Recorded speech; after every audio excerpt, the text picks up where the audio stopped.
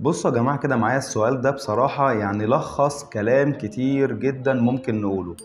أم بعتالي بتقول عندها طفل سنة وطفل 3 سنين بيكح وكحة صعبة جدا، وعندها في البيت أدوية كحة كتيرة جدا، وكاتبة لنا أمثلة من الأدوية اللي عندها. بتقول عندها جوافة وعندها أولفنت وعندها زيرتك وعندها بريتسول وعندها سيدوان بروكسول.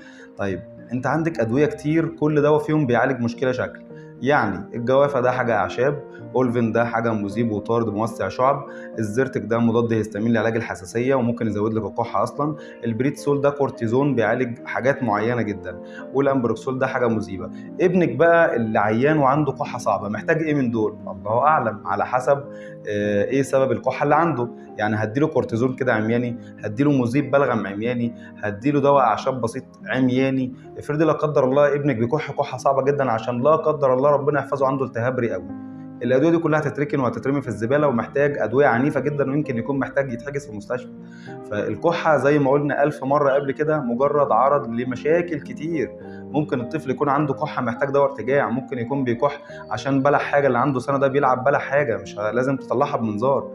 فمفيش حاجه اسمها اعالج الكحه بايه عمياني، لازم احدد السبب عشان اختار الدواء المناسب. في 50 اسم دواء ممكن يتحطوا بيعالجوا الكحه كلهم.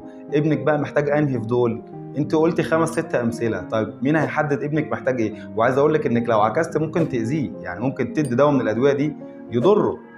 فاختيار الدواء المناسب للحاله او القرار الطبي المناسب، انا ممكن ما ادلوش ولا حاجه من دول واقول لك روحي اعملي لي اشعه وتعالي بسرعه الاول.